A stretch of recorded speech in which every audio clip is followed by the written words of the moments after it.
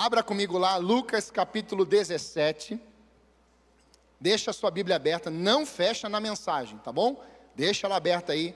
Lucas 17, 11 a 19. E antes da gente ler esse texto tão lindo, eu queria te falar algumas coisas. Nós vamos falar um pouquinho sobre a parábola dos 10 leprosos. E a lepra, irmãos, na época bíblica, é algo muito interessante. Porque a lepra era mais do que uma doença na pele, uma hanseníase, como podemos dizer, do que a pele sofrendo alterações. Há relatos de pessoas que tinham lepra e o braço caía, perna ficava pela estrada, pedaços da pele indo embora, orelha caindo. Imagina isso, uma desconfiguração física plena. E era vista como uma manifestação de impureza. Olha o que a lepra era testemunhada, como que as pessoas viam e presenciavam isso. Qual era a marca da lepra no tempo bíblico? Impureza, um castigo divino, uma exclusão social. Os leprosos eram marginalizados, vivendo isolados em colônias, e representavam a figura do pecado, do impuro e do amaldiçoado. Então quem tinha lepra, carregava isso aqui, não que fosse literalmente uma maldição divina, não que fosse pecado, mas essa visão era das pessoas, quando elas viam alguém cego, um paralítico, alguém enfermo, alguém que tinha lepra, outros que tinham outras doenças, uma estéril. Então essas pessoas olhavam e viam assim, olha, por essa pessoa ter uma enfermidade, você já viu essa frase? Ó, você está aí com alguma doença, você está mal financeiramente, ó, você deve estar em pecado. Quem já, não contra você, mas quem já ouviu uma frase dessa, conhece uma frase dessa assim, faz assim, beleza, viu? Então, cuidado, se estiver em crise, mistério. E não tem nada a ver. Às vezes pode ser que Deus derrame o quê? Uma provaçãozinha na sua vida para você acordar. Mas tem vezes que é o quê? Doença mesmo. A pessoa está com uma gripe, de repente passa por uma pneumonia, aí o outro é câncer. Assim, não, é a mão de Deus. Nem sempre. Deus pode autorizar, como aconteceu com Jó. Deus pode falar assim, olha, eu estou autorizando uma enfermidade para tratar, não somente ele no físico, mas para mostrar a minha glória dentro dessa enfermidade, dentro desse problema. Não só isso, desemprego, crise financeira. Então, às vezes, Deus autoriza, mas nem sempre é Deus. Nem sempre acontece como Deus criando, desenvolvendo isso. Às vezes é natural, acontece, genética. Então nós temos que ter isso em mente. A marca na vida dos leprosos era muito triste. Os leprosos, eles carregavam pelo menos 4 circunstâncias. Por exemplo, a impureza como um ritual. A lepra era considerada uma impureza ritual, segundo as leis da Torá.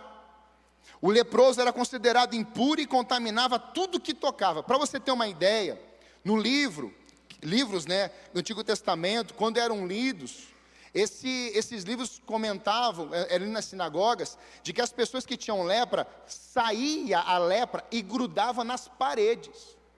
Você tem um nível disso. Quando a pessoa ia passar por um processo de purificação na sua pele, as pessoas tinham que lavar a casa e lavar muito bem. Você imagina como que deveria ser, não era lepra, mas era a hemorragia daquela mulher que estava há 12 anos com uma doença hemorrágica. Você tem noção de uma pessoa sangrando há 12 anos dentro da mesma casa?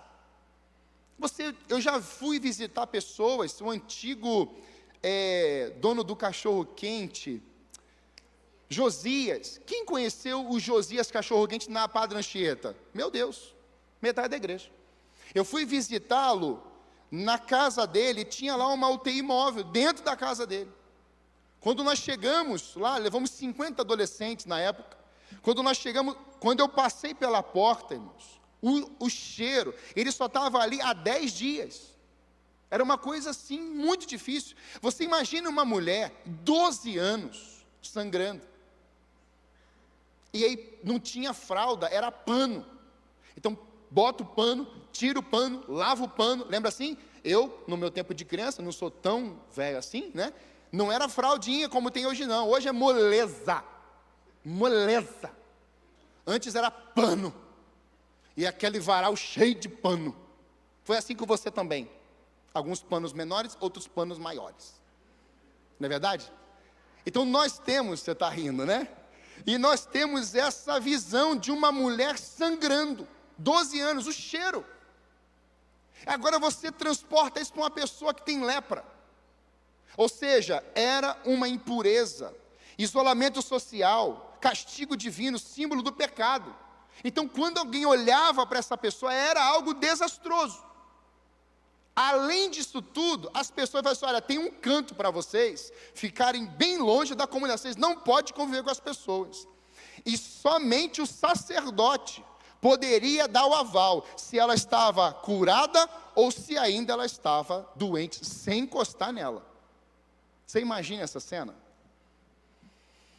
E aí tem um relato de Lucas 17, que vai nos mostrar um Cristo que tem compaixão, um Cristo que revela o poder de cura, um Cristo que tem o chamado à gratidão e a fé que revela a gratidão. Eu quero trabalhar com você isso nessa noite. Aonde? Onde estão os outros 9? Você pode falar bem forte comigo, diga assim, onde estão os outros 9? Eu espero que nessa noite você não esteja no quadro dos 9. Diga amém. Mas talvez esteja.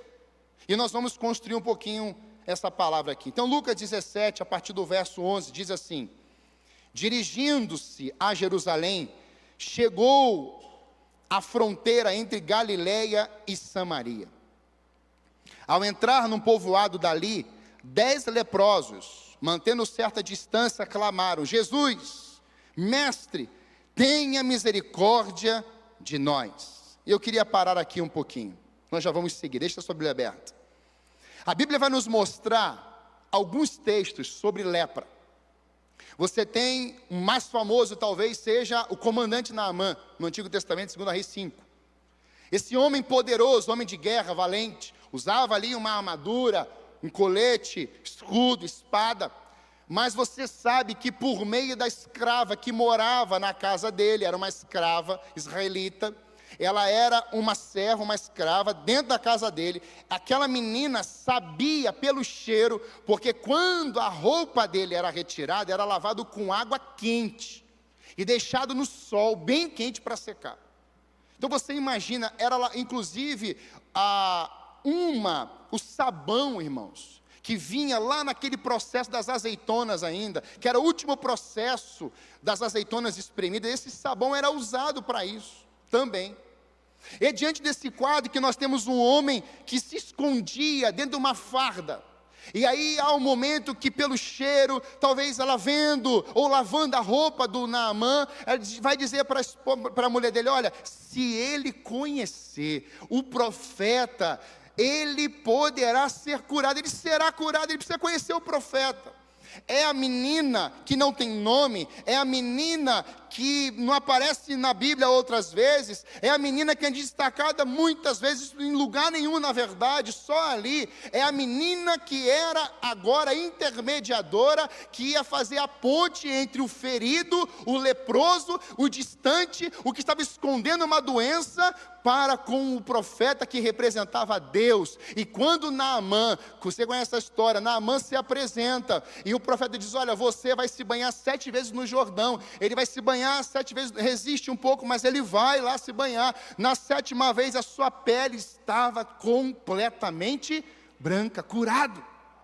E sabe, quando nós vemos isso, nós percebemos uma sequência, aparece uma menina, essa menina abre a boca na hora certa, ela fala, e esse leproso agora, que carregava tudo aquilo, escondendo, agora ele teve que ficar nu, diante do seu exército, dos seus parentes, de outras pessoas, e ter que se banhar nu no Jordão, que era o rio mais sujo daquela região, mais assim, contaminado, e ele tem que se banhar lá, mostrando para todo mundo, mas quando ele sai curado. Guarde essa informação. Você tem no Novo Testamento outros relatos, e havia uma lei em Levíticos, mostrando o que o leproso precisaria fazer. Se você ler Lucas 5, Jesus cura um leproso e vai instruir ele a se apresentar ao sacerdote oferecendo um sacrifício. Quando esse leproso é curado, em Lucas 5, a instrução de Jesus era: vai se apresentar ao sacerdote, porque ele já estava curado. O sacerdote diz: você está curado, mas agora ele vai aparecer o quê? Com uma oferta. Como? Para que oferta, pastor? Porque quem passa por uma enfermidade, quem recebe uma ação divina, quem vê o toque de Deus, quem experimenta uma ação sobrenatural, percebe que precisa ter um espírito grato. É óbvio que você, ao receber algo, você vai assim: nossa, eu fui tão impactado que eu vou semear na sua vida, eu vou te abençoar também. É uma resposta que eu dou. Então isso era para ficar como testemunho. E olhando para essas enfermidades, essa avalanche de pessoas leprosas, a resposta de Deus me trouxe algumas imagens nesse texto aqui. Por isso que o versículo 11 e o 12 vai nos mostrar que Jesus estava indo para Jerusalém. Irmãos, deixa eu te falar uma coisa: o trajeto de Jesus Cristo, quando ele desceu no ventre de Maria, gerado pelo Espírito Santo, já tinha uma missão: Jerusalém, cruz. O plano de Deus foi: você vai descer e você vai para a cruz. Tem morte. Você já imagina você descer, você nascendo já com uma missão: cruz. Olha como que a gente viveria. Ou como você viveria.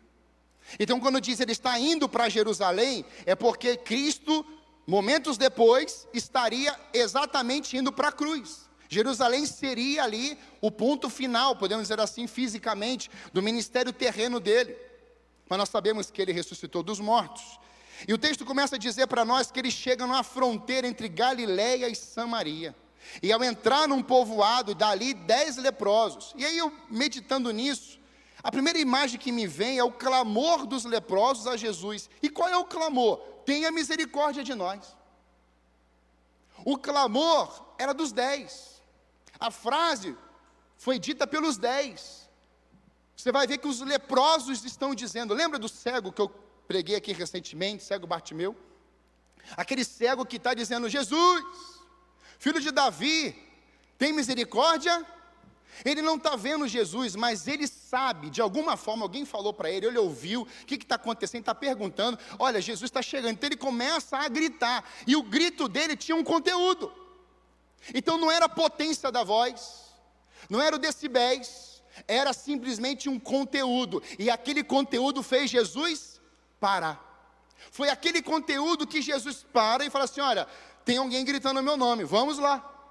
E Jesus cura aquele homem continua gritando depois, mas ele grita como? Saltando de alegria, louvando ao Senhor, porque Cristo o curou, amém, irmãos? Então, quando eu olho para isso, eu percebo que o clamor dos leprosos tem uma mensagem para nós: tem misericórdia de nós. Nós estamos aqui e não há um grito de intimidação, preste atenção nisso.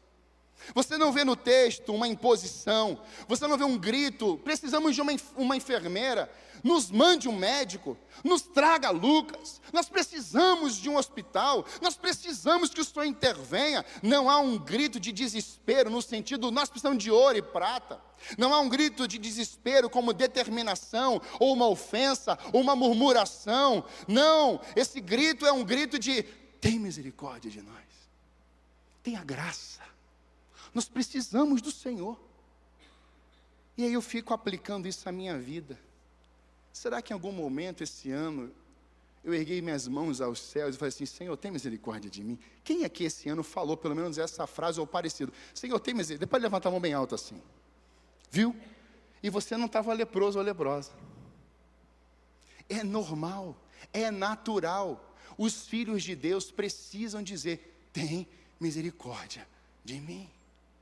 Só que eles estão gritando. E sabe, interessante, no tanque de Betesda significa casa de Misericórdia, lugar da misericórdia.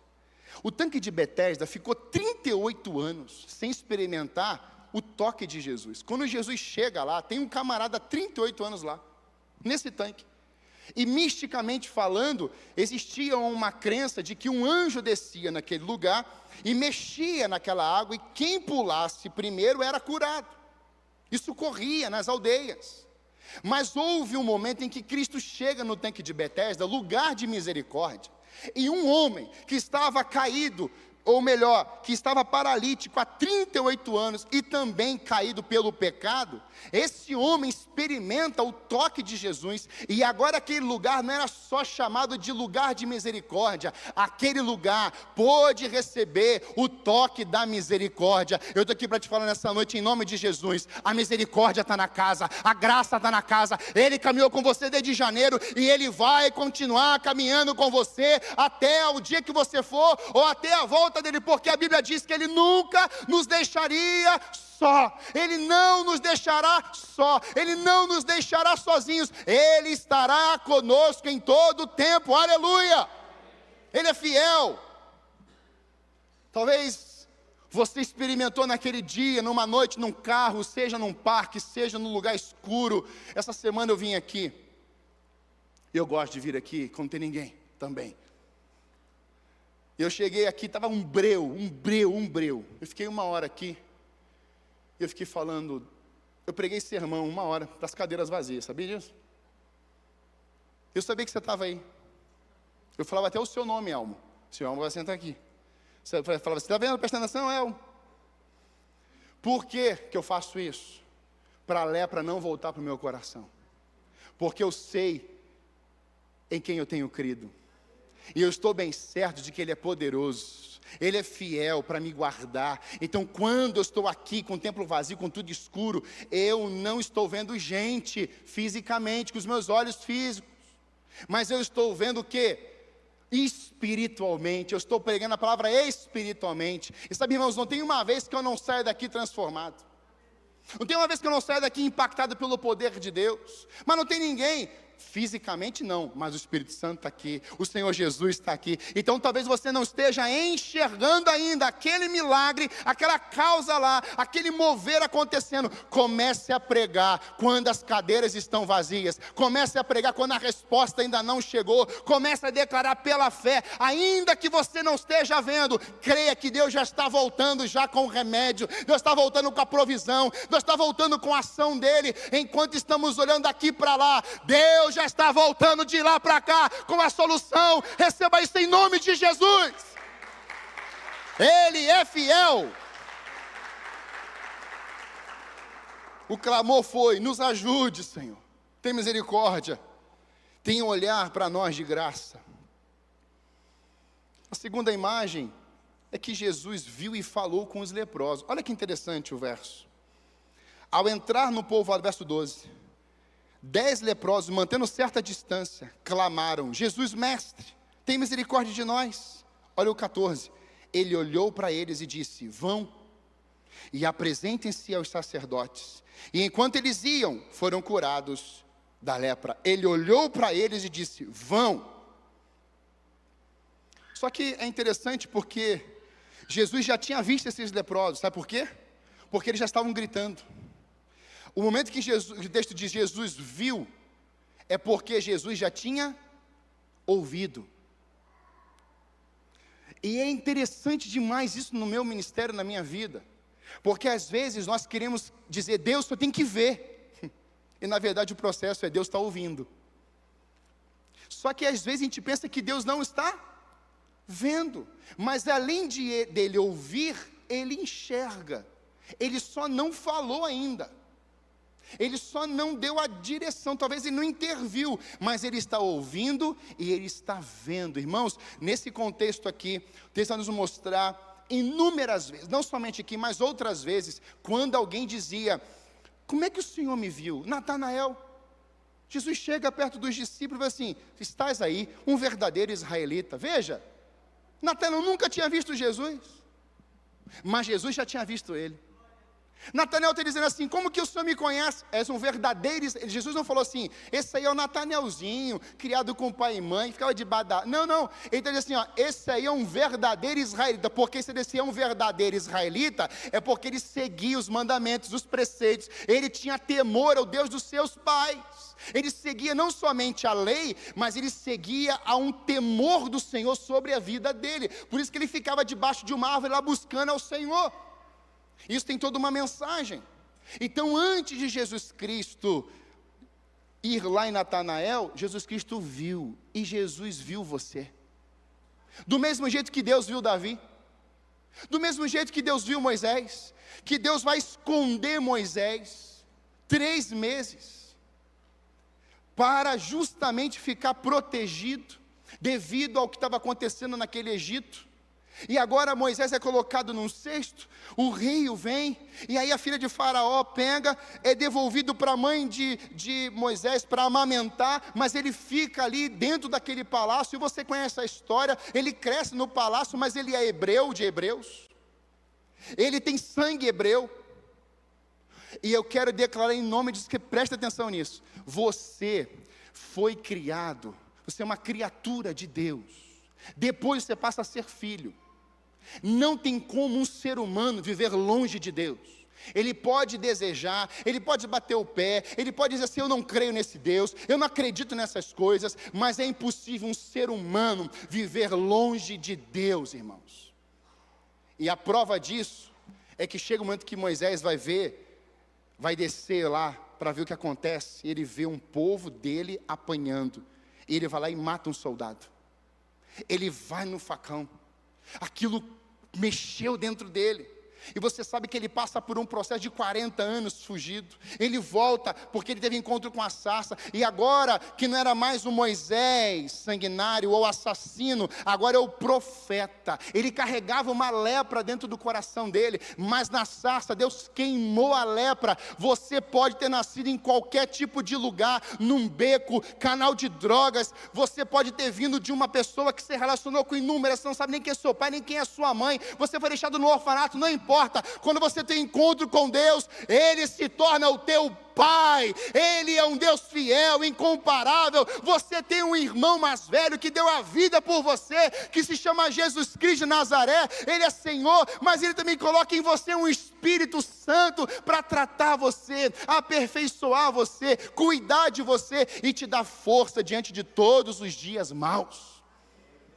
Irmãos, Deus viu muita gente, mas há um texto que mexe ao meu coração, em João 11:14, que é a ressurreição de Lázaro, que é exatamente o momento em que Jesus vai falar assim: olha a frase de Jesus, que bom, como foi bom vocês não estarem lá, onde Lázaro está morto agora.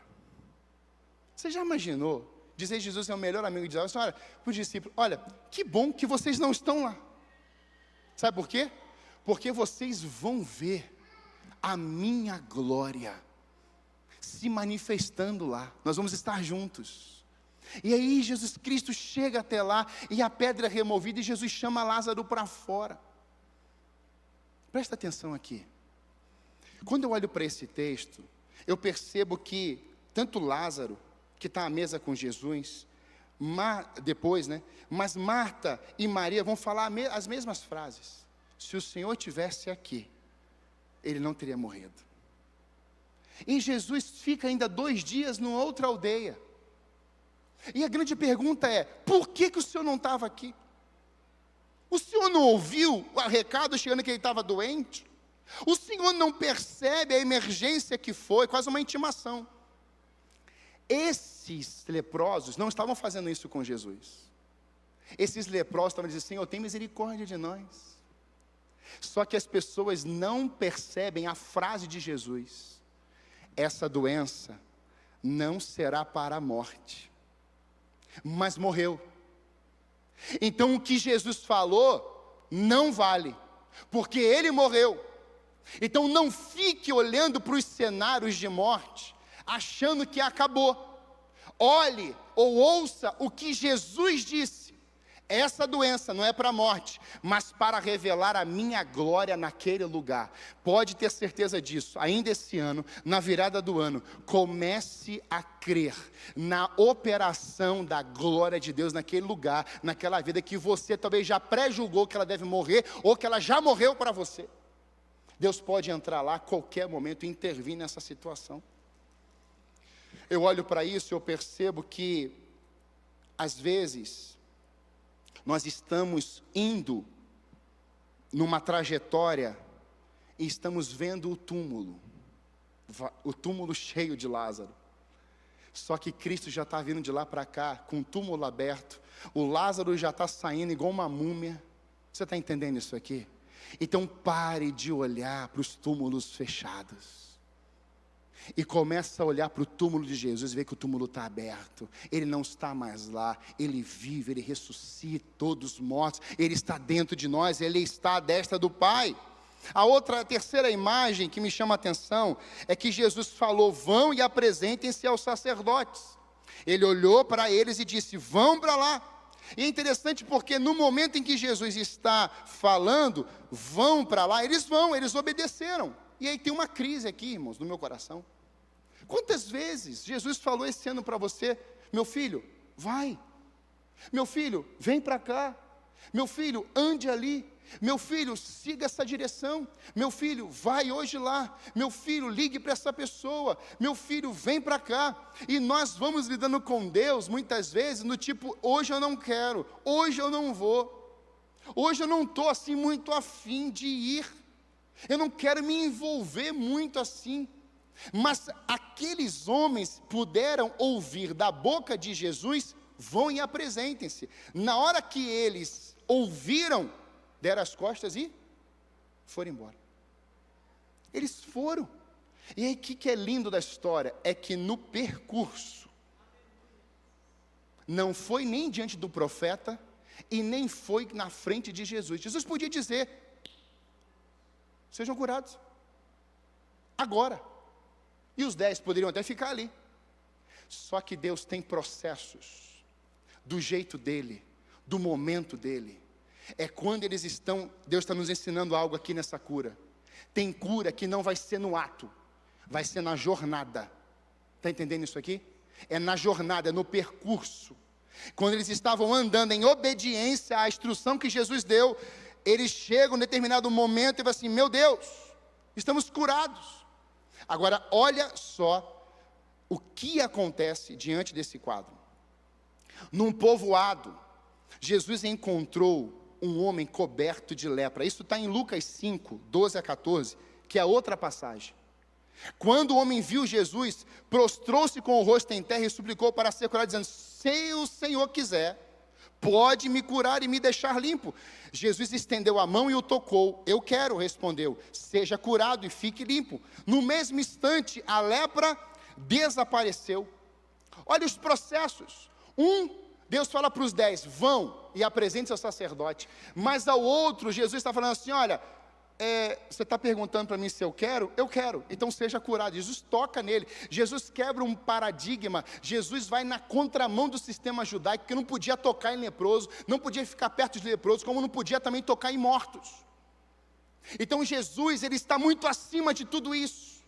Isso nos mostra, irmãos, claramente, de que se você seguir os processos de Deus, entenda que no percurso, no dia, na estação, no momento de Deus, você talvez nem vá perceber na hora, mas depois assim: meu Deus, eu estava com esse problema e nem estou mais. Eu estava com essa doença e não estou mais sentindo nada. Amém, irmãos? Eu estava com essa dor na minha alma por causa dessa perda anos atrás, desse trauma, e eu já não estou mais sofrendo por causa disso, porque o Espírito Santo está dialogando com você, você está dialogando com o Espírito Santo, e ele vai trabalhando, ele vai arrancando essas lepras, ele vai arrancando essas mágoas, ele vai arrancando essa raiz de amargura, e vai enxertando você o quê? Vida, e vida plena. Eu me encanto porque o sacerdócio, ele não foi anulado, irmãos. Só que nós não estamos mais no sacerdócio de Arão.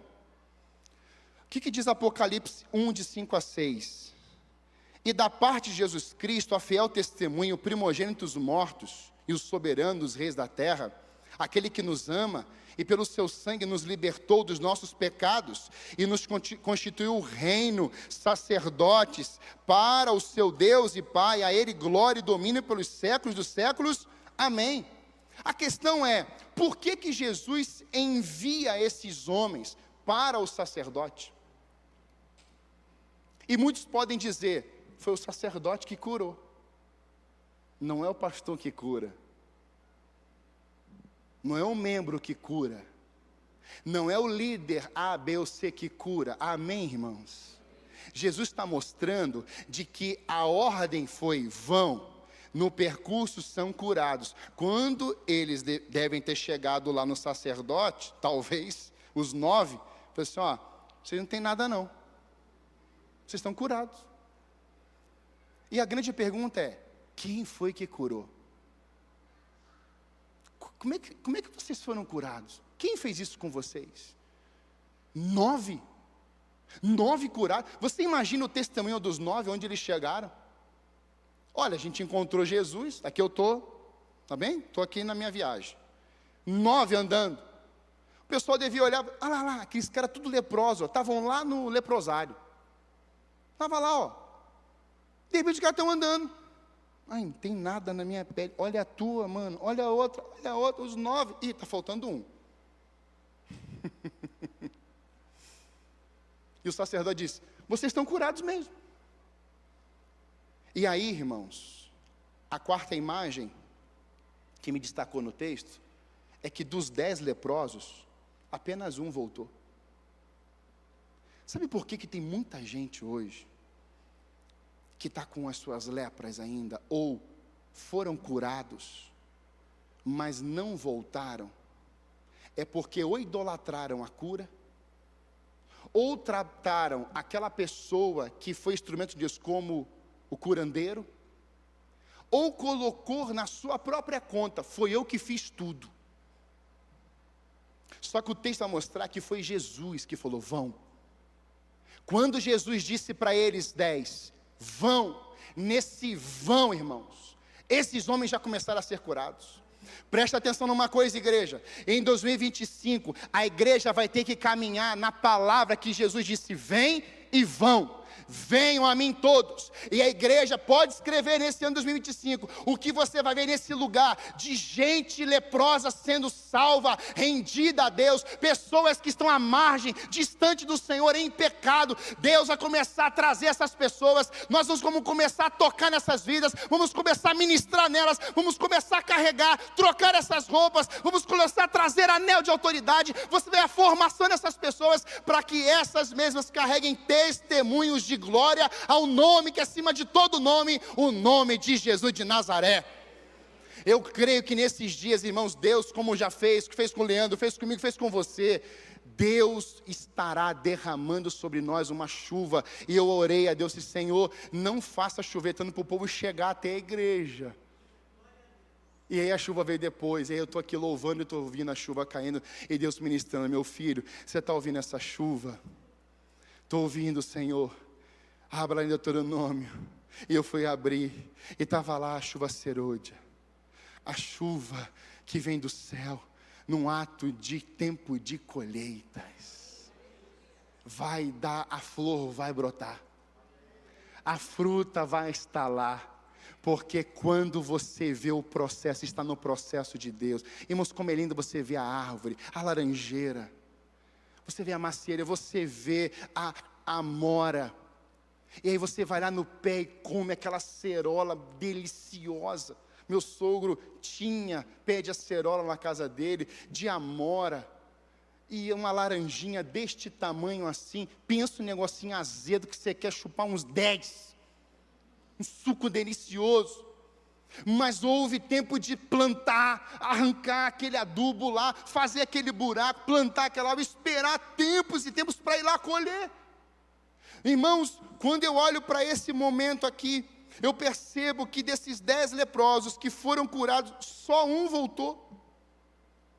O verso 15 vai dizer: um deles, presta atenção nisso aqui, que aqui está a chave da mensagem. Um deles, ao ver-se curado, voltou a Jesus. louvando a Deus em alta voz. Olha que interessante.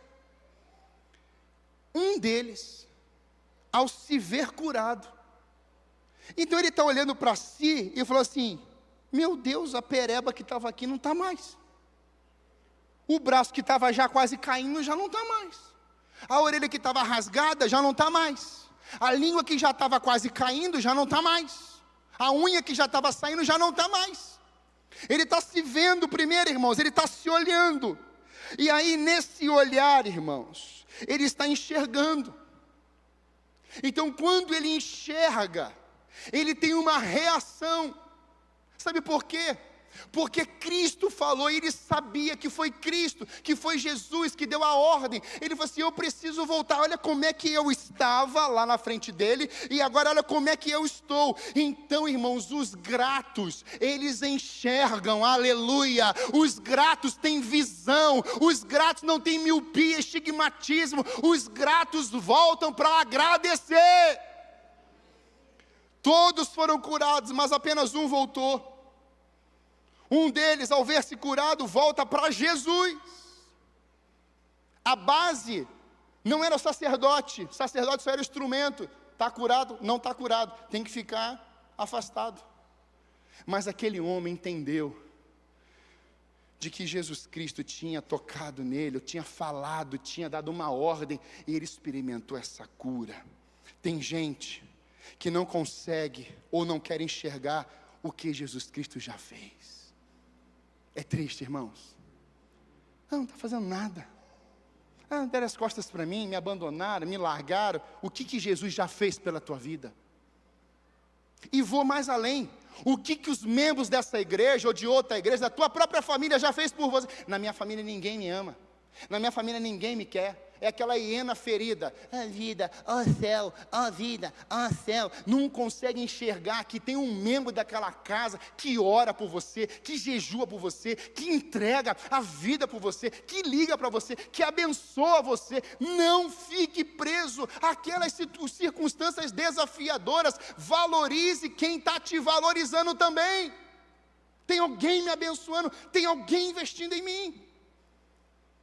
Eu atendi um casal esses dias atrás, e quando a esposa falava, eu fiquei olhando para o marido. E quando ela falava, saindo as lágrimas, eles estão aqui. Ele olhando para ela com ar de admiração. Eu falei assim: eu quero ficar velhinho assim também. Quando ela falava, ele admirava ela falando, e ela estava chorando. Sabe por quê? Porque ele sabe que quando não era lá essas coisas, aquela mulher olhou para ele e chamou ele de meu amor, que andava a pé, no busão lotado, e não tinha R$1 para comprar um cachorro quente, mas ela diga: o meu amor chegou. O amor é cego. Não é não. O amor enxerga. O amor enxerga. Eu, quando olho para Débora, irmãos, eu é que fico cego. E eu vou parar por aqui. Infelizmente, isso acontece dentro da casa de Deus. Uma geração que não enxerga os feitos do Senhor. E é por isso que Apocalipse capítulo 3, de 15 a 22, Jesus prega um sermão para a igreja de Laodiceia. Ele disse: põe colírio nos olhos de vocês, igreja. Não adianta dar a visão para o mundo. Eu disse: olha, comprem de mim colírio. Para quê? Para purificar os olhos de vocês. Eu já fiz tratamento na visão, já operei catarata. Desde os meus 15 anos eu tenho um problema nos meus olhos. Irmãos, quando eu chegava, às vezes, eu fui fazer um exame que se chama dilatar a visão. Irmãos, eu fui sozinho de carro. E era a primeira vez que eu ia fazer esse exame. Pensa uma loucura. Quando a pessoa falou assim: o senhor está sozinho? Eu falei assim: aham. Não estou não. Por dentro estou com Jesus, né? Sozinho nunca. Ela falou assim: o senhor veio de carro? Vim. O senhor está dirigindo? O que eu vou falar? Estou dirigindo. Se pois vai ter que vir alguém porque você não vai poder dirigir não. Sim, irmão, fica tranquila. Sou Schumacher. Fica na paz. Ela falou assim: olha, melhor o senhor não dirigir não. Desobedecer a médica. Médica não, né? a enfermeira lá. Irmãos, quando eu peguei o carro que eu voltei, o sinaleiro, o vermelho, amarelo e verde, eles pareciam do tamanho do Maracanã. Dilatou, eu via, ao invés de ver uma pessoa, eu via 1000, Alexandre. Tinha um grupinho de 3, 4, eu parecia que tinha uma multidão lá. Aquele exame dilata a tua visão. Sabe o que Jesus está falando para a igreja da Laodiceia aqui? Ei, vocês, coloca para mim esse texto, Apocalipse 3, de 15 a 22. Vocês estão pensando que estão de um jeito, mas estão de outro. Vocês estão se enxergando de um jeito, mas vocês têm que enxergar de outro.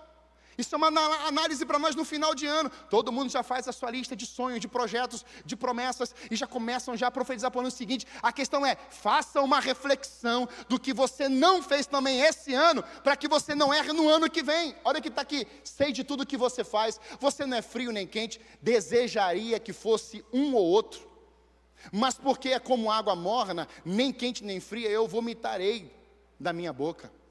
Você diz, sou rico e próspero, não preciso de coisa alguma, e não percebe que é infeliz. Olha isso aqui, irmãos, é Jesus, tá, irmãos? Está se enxergando na tua ótica? Você está com miopia, benção, você está com estigmatismo, você está cego, irmão. Aí Jesus fala assim, olha, sabe, igreja, você está pensando que você é uma coisa boa, você na verdade é isso aqui, ó. Não percebe que é infeliz, miserável, pobre, cego, está nu. Aí ele dá a receita. Quem quer receita aí, amém? Você quer receita? A receita. Eu aconselho a comprar de mim o quê? Vamos de novo lá. De novo, vai lá. Ouro. E então será? Ai, todo mundo quer. Quem quer ser rico aí? Agora você quer comprar o ouro purificado do Senhor? Ouro purificado do Senhor é fogo, irmão. É lapidação. É aquele Espírito Santo que vem queimando você, destruindo a maldade, sabe aquilo que está dentro da gente? Destruindo a perversidade, destruindo o mal da gente, destruindo a lepra, destruindo o câncer nos ossos, destruindo a língua com maledicência contra o próximo, vai destruindo tudo isso. Aí ele diz, compre também roupas brancas, troca essa rouparada toda aí que você está usando, que pode ser do jacarezinho, pode ser do raio que for, mas isso aí é só uma casca. Porque Deus não está interessado na roupa, se tem jacaré, se tem crocodilo ou se tem o que for. Deus está olhando é o coração. Ele continua, para que não se envergonhe de sua nudez. E colírio para aplicar nos olhos, a fim de... Esse camarada que foi curado, foi o único dos 10 que olhou para si e disse, ei, eu preciso voltar. O curado, o que está enxergando, tem gratidão nos lábios, nas mãos, no bolso, nos olhos, nos ouvidos. Então ele está lá com os 9 ainda assim, eu preciso voltar. Vocês não vão não? Ah, não vão não? Mas eu vou. Então o espírito de gratidão não olha para os ingratos, olha para aquele que diz, vão. Foi ele que disse, vão. Calma aí, quem falou vão? Foi Jesus. Então eu tenho que voltar para ele. Porque o grato tem os olhos curados. O grato não é cego, o grato não é surdo espiritualmente falando. Não vou voltar. Os ingratos não enxergam o que o Senhor já fez. Agora aqui, responde comigo. Quantos foram curados? Vamos lá, igreja. Quantos foram curados? Quantos voltaram? Sabe fazer conta, hein, gente? Quantos adoraram? Quantos agradeceram? E sabe quem foi esse único que fez tudo isso? Um estrangeiro. Um samaritano. Sabe, nós nesse texto aqui podemos ser os 9. Espero que não. Mas e se Deus fala assim, meu filho, dá uma analisada na sua vida. Perceba se você não está do lado dos 9, dos judeus, ou se você está naquele lado do samaritano. E eu fiz uma reflexão comigo mesmo. Eu falei assim, Senhor, será que a nossa igreja está do lado dos 9? Será que essa casa espiritual em 2024 esteve do lado dos 9 ou do lado de um só? Do samaritano? Quem está refletindo isso aqui, amém? não é para você ficar triste, é para você ficar inconformado. Por quê? Porque se somos gratos a Deus, a gente enxerga quem fez algo. Quem fez? Eu vou lá agradecer. Quem falou? Quem ligou? Quem me ajudou? Eu vou lá. Jesus respondeu: não curei 10 homens? Onde que estão os outros 9? Aí a grande pergunta é: Jesus tem crise de identidade, irmãos? Jesus precisa de autoelogio? Jesus precisa chamar a atenção e falar assim: ei, vocês precisavam tá aqui todo mundo, porque eu que fiz tudo. Jesus precisa disso? Não, mas é Jesus que está perguntando. Então a pergunta não veio de um sacerdote, a pergunta não veio ou de um profeta levantado naquele tempo, a pergunta não veio de um discípulo, a pergunta não veio de uma mulher, a pergunta veio exatamente de Jesus. Sabe por quê? Porque Jesus está falando assim: olha, onde que estão os 9 samaritanos? Não vieram. É porque Jesus Cristo não queria só aquele samaritano com ele, irmãos. Jesus Cristo queria que os 10 estivessem ali na reunião, sentados à mesa. Glória a Deus, irmãos. Era isso que Jesus queria.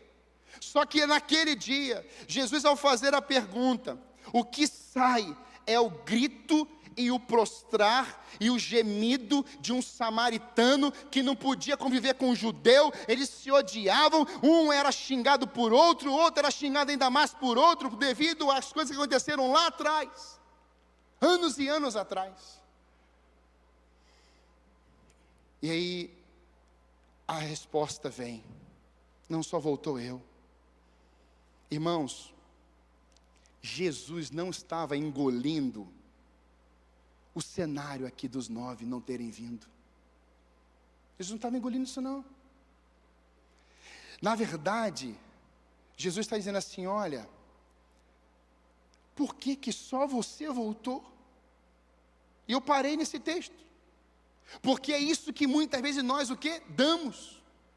Então análise, é para você analisar, é para você repensar. Para 2025, você precisará abandonar esse espírito. É você dizer: eu serei grato pelo que Ele já fez em mim. Eu não vou ser grato só pelo futuro, ou no futuro. Eu vou ser grato no presente, porque no passado Ele já agiu na minha vida. Ele já me resgatou de um charco de lodo. Ele já colocou os meus pecados na cruz. Ele me deu um novo destino. Ele mudou o meu nome. Ele já me salvou. Ele já se tornou o meu senhorio. E Ele me deu uma direção. E essa direção que antes era o abismo, por causa do pecado, Ele vem agora com a graça. Onde abundou o pecado, superabundou a graça. Então agora eu tenho um novo destino. Você carrega o privilégio de ser filho de Deus.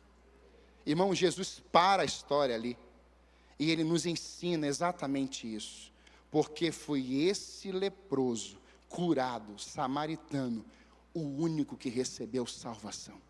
Jesus vai dizer para ele assim: olha, a tua fé te curou, ou a tua fé te salvou.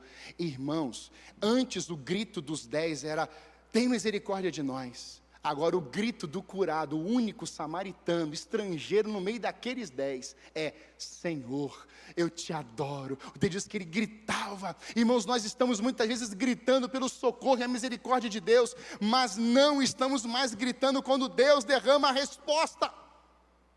Nós gememos aqui, nós gritamos aqui, nós falamos no altar. Você está lá no seu secreto, você está lá na comunidade, você está no trabalho, você está dizendo: Deus intervenha, e Deus vai assim: meu Deus, esse menino não para de gritar, eu vou operar na vida dele. Aí Deus opera. Quando você vai agradecer, vai assim: obrigado, Senhor, que ninguém pode saber. Não, usa a mesma tonalidade.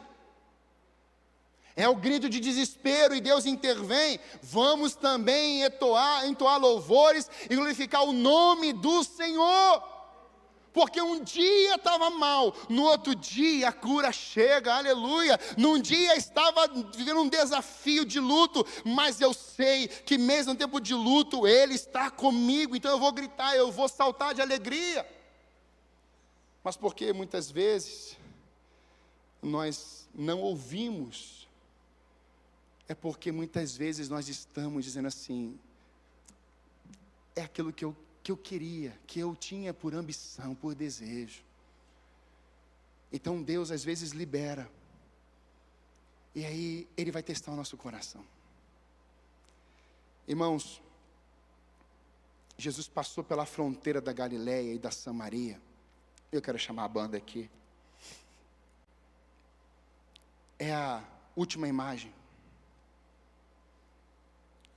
E essa fronteira da Galileia e Samaria está ali no versículo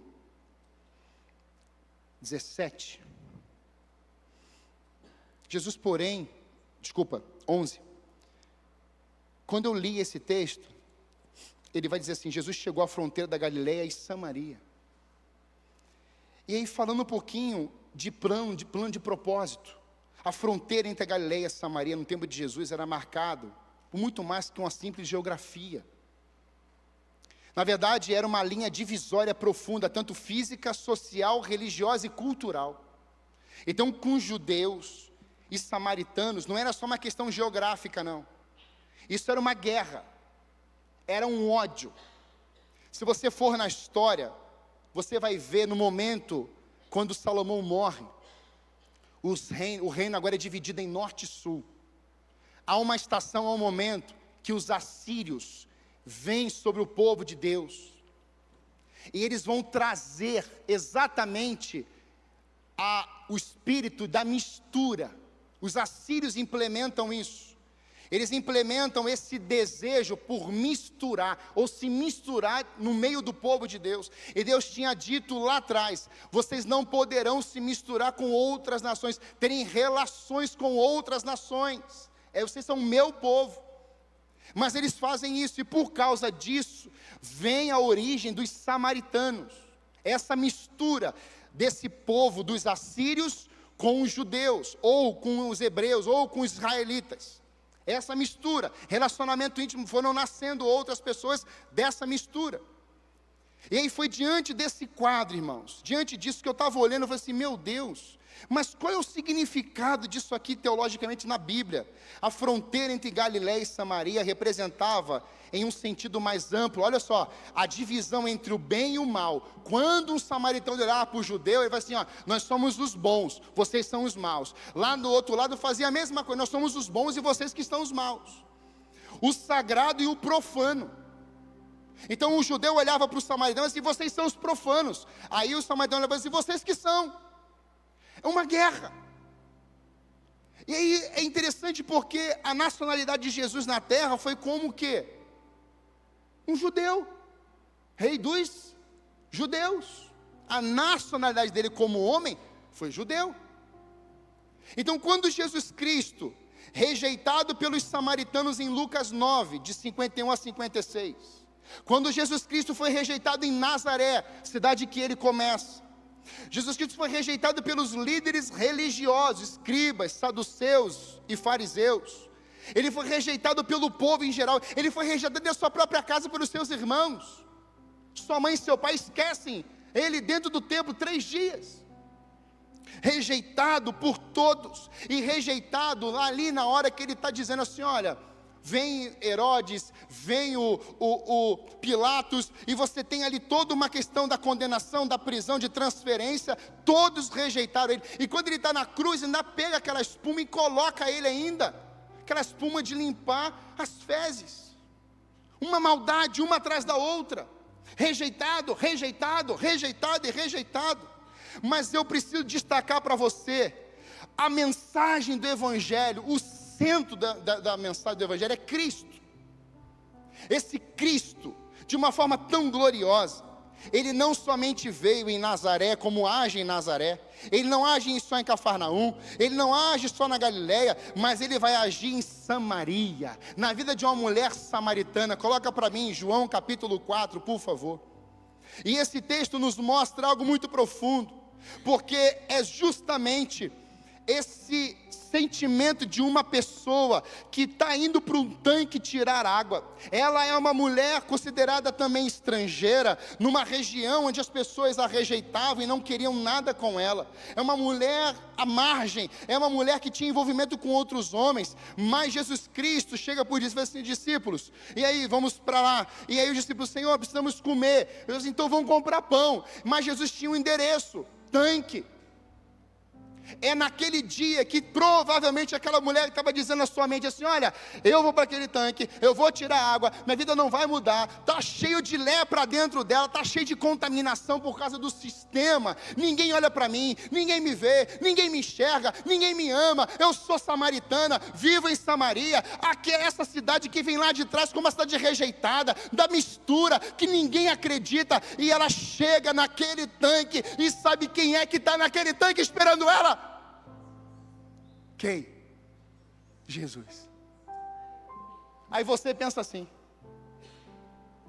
ninguém está me enxergando, eu não presto para nada, falaram que eu ia nascer, ia dar tudo errado na minha vida, que eu não ia ser um menino, uma menina, que eu não ia funcionar, que eu não ia ter um bom emprego, que eu não ia casar, de que eu não iria ser um burro, que eu sou isso. Aí Jesus está exatamente olhando para você e fala assim: ei, eu estou aqui, eu estou te vendo, eu estou te ouvindo, eu estou te assistindo, e no ventre da tua mãe, antes mesmo de você nascer, eu já tinha te escolhido, aleluia! Essa é a verdade do Evangelho. E João capítulo 4, a partir do verso 1, vai dizer assim: Jesus sabia que os fariseus tinham ouvido dizer que ele batizava e fazia mais discípulos que João. Embora Jesus mesmo não os batizasse, sim seus discípulos, assim deixou a Judéia e voltou para a Galiléia. No caminho, teve que passar por... Ele teve que passar. Então Jesus fala assim: olha, vocês vão comprar pão, e eu vou passar em Samaria. Jesus está passando nessa Samaria aqui hoje. E talvez se dissesse assim durante o seu ano, talvez essa semana: acabou para mim o ano, acabou tudo, não tem jeito. Jesus está passando na Samaria, ele te viu hoje aqui. Teve que passar, chegou ao povoado samaritano de Sicar, perto do campo de Jacó, tinha dado ao seu filho José. Olha só os ancestrais aqui. O poço de Jacó ficava ali, e Jesus, cansado de longa caminhada, você acha que ele foi como para aquela... Meu Deus, isso que mexe comigo. Porque Jesus não foi de camelo, Jesus não foi de avião, não foi de carro, ele foi andando, e quando ele chega lá por volta do meio-dia, o momento do sol mais quente, pode passar, pouco depois, ela chega, a mulher samaritana veio tirar água, e Jesus lhe disse: por favor, dê-me um pouco de água para beber. Naquele momento, seus discípulos tinham ido ao povoado comprar comida. A mulher ficou surpresa, pois os judeus se recusam a ter qualquer contato com os samaritanos. Você é judeu, eu sou uma profana, ou o Senhor é um profano, eu sou uma consagrada, o Senhor é um não consagrado. Como é que você está conversando comigo? Vai vendo Deus quebrando as barreiras, vai vendo Deus destruindo as acepções de pessoas, vai vendo Jesus Cristo manifestando amor e graça e misericórdia para com aqueles que ninguém queria enxergar e se manifestar em graça e misericórdia. Disse ela a Jesus: como que me pede água para beber? Jesus respondeu: se ao menos você soubesse que presente Deus tem para você e com quem está falando, você me pediria e eu lhe daria água viva. Presente, eu amo essa tradução, presente de Deus. Quais são os presentes que você tem pedido a Deus, pessoas, todos esses anos? Samaria, lugar chamado de desonra, lugar chamado de não consagrado, não sagrado. A Jesus Cristo chega em Samaria e vai salvar uma samaritana. Veja, os 10 leprosos, o que foi salvo, o que voltou, só samaritano. Então eu posso crer que do mesmo jeito que Jesus Cristo está recebendo um samaritano, agora dando graças a Deus, o estrangeiro, eu também posso entender que Jesus Cristo disse: eu tenho que passar em Samaria, porque hoje eu vou salvar uma mulher que é samaritana. Ele diz, olha, eu quero essa água. Se você pedir da água que eu lhe der, vai nascer uma fonte em você. E essa fonte vai jorrar dentro de você. E você não vai precisar mais ficar bebendo água. Ele diz, vá agora e não peques mais. Jesus fecha ali com ela. Mas aí você fala assim, pastor, o que tem mais em Samaria? Põe para mim Atos capítulo 8. Aí você fala assim, não é possível, Samaria de novo. Olha o que está escrito em Atos capítulo, eu quero que você receba aí essa palavra. Fique de pé no seu lugar. Olha isso que Deus me mostrou para nós no ano de 2025, irmãos. Mas ainda dá para acontecer esse ano ainda. Olha que está em Atos 8, a partir do verso 1. Olha que lindo isso. E Saulo concordou inteiramente com a morte de Estevão. Uma grande onda de perseguição começou naqueles dias e varreu a igreja de Jerusalém. Todos eles, com exceção dos apóstolos, foram dispersos pelas regiões da Judéia e da Samaria. Se pensavam que era só a Judéia, se equivocaram. Tem que ir para Samaria. É aquele lugar que era considerado um mal, para muitos o esterco, onde não pode vir nada bom daquele lugar. É lá que Jesus mandou os seus discípulos. E só foram também pela perseguição contra a igreja. Vamos ter que ir para lá, não tem jeito. Pode passar. Alguns homens devotos vieram e com grande tristeza sepultaram Estevão. Saulo, porém, procurava destruir a igreja, lá de casa em casa, arrastava para fora homens e mulheres e os lançava na prisão. Os que haviam sido dispersos, porém, anunciavam as boas novas a respeito de Jesus, por onde quer que fossem. Filipe foi para a cidade de, repita comigo isso aqui, diga, Filipe foi para a cidade da Judéia, Samaria, irmãos, é Samaria, e ali falou ao povo sobre Cristo. Tem uma Samaria te esperando, irmão, esse ano ainda, diga amém. E 25 também. Ele continua dizendo, quando as multidões ouviram sua mensagem e viram os sinais, eu declaro em 2024 e 25, a igreja Alameda de Israel, assim com a sua mão de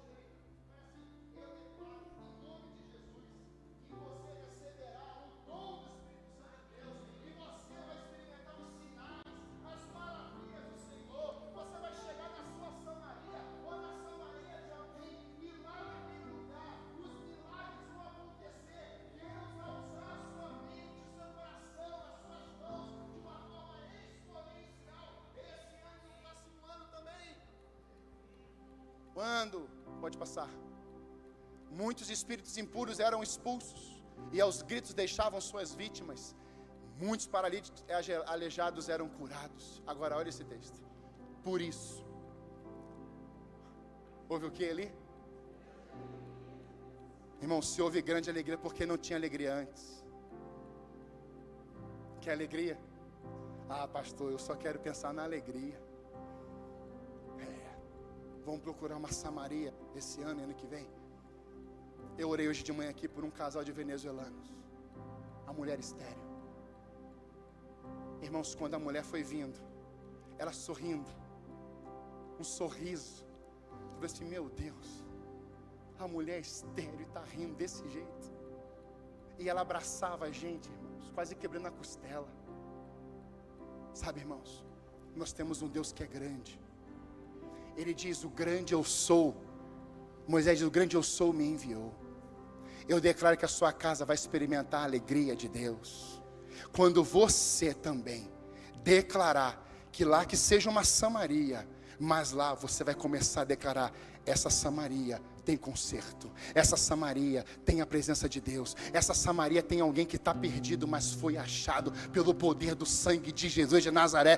Quantos querem entrar nas Samarias da vida, nesse ano em 25, experimentar o poder de Deus, para a honra e glória do Senhor? Dá um glória a Deus aí. Você quer ser esse agente? Mas antes, você precisa ser grato. Ah, pastor, eu vou fazer. Mas primeiro o coração precisa ser grato. Quantas pessoas aqui foram abençoadas em 2024? Eu sei que você agradeceu, mas você quer demonstrar isso hoje no altar? Em nome de Jesus, que você quer ser grato a Deus pelo seu ano, desse lugar, vem para cá.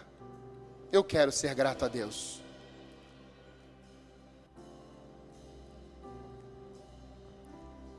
Não tenha medo, pode vir. E se vir todo mundo não tem problema, é melhor ainda. A gente vai cantar. Porque a gente vai cantar aqui no altar essa canção.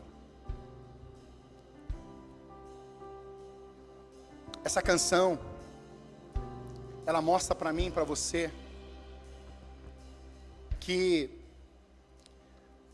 estar perto de Deus é a melhor notícia, né, Douglas? É a melhor decisão.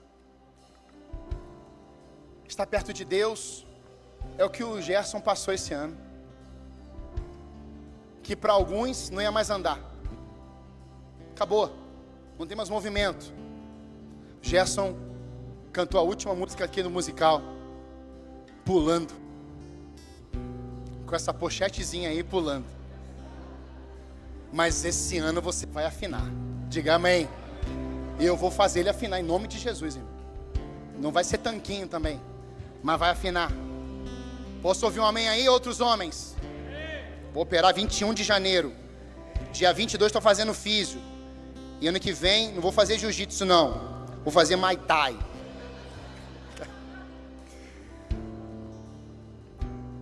É no altar que a gente vence. É no altar que a gente entrega aquilo que ainda virá a acontecer. É no altar, irmãos. Então você está sendo grato. Eu queria que você, com a sua mão no coração, você falasse isso para Deus hoje aqui. Senhor, obrigado. Obrigado pelo ano. Meu Deus, seu casamento está de pé. Seus filhos estão no altar. Você está aqui. Você está andando, falando. Sua filha foi batizada. Seu filho foi batizado. Seu esposo está aqui. Você está na casa de Deus. Comece a adorar, agradecendo Ele agora, dizendo obrigado, Senhor, porque eu voltei. Eu me vi na condição de leproso e leprosa, mas eu também me vi numa condição de purificado, e eu estou voltando para Ti e Te agradecendo. Louvado seja o Teu nome. Hoje é o último culto do ano e a igreja está dizendo o que nesse altar? Obrigado, Senhor, louvado seja o Teu nome, porque o Senhor é bom, as Tuas misericórdias não têm fim sobre a minha vida. E você está agradecendo. Mas nós vamos saquear o inferno esses anos. Deus nos deu uma palavra, Deus nos deu uma direção, Deus nos deu uma frase de que essa cidade, esses bairros aqui vão experimentar a glória de Deus. Deus não trouxe a gente aqui a passeio. É uma Samaria que precisa da intervenção divina. É uma Samaria que precisa da graça de Deus. E talvez você conheça alguém que se perdeu no meio do caminho. Ligue para essa pessoa. Manda uma mensagem. Fala assim: eu fiz isso essa semana com 4 pessoas. Estou sentindo a sua falta. Vamos voltar. Eu te amo. A igreja te ama. Se erramos, vem, volte.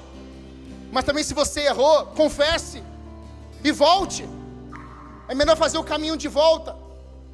Dói, mas vai ter conserto. É melhor do que ficar remoendo orgulho ou uma ferida que às vezes nem existe, foi criada. Mas hoje, aqui e agora, nós vamos cantar essa canção no altar de Deus. E quando você estiver cantando e adorando, creia que você vai estar entrando em 2025, mas Jesus já está lá. Diga amém. Você vai entrar em 25, mas Ele já está lá. Você não vai andar sozinho em 25, Ele já chegou lá no final de 25. E eu vou mais além, Ele já sabe até o final. Então não oferte o final de 25, oferte antes de você chegar em 25.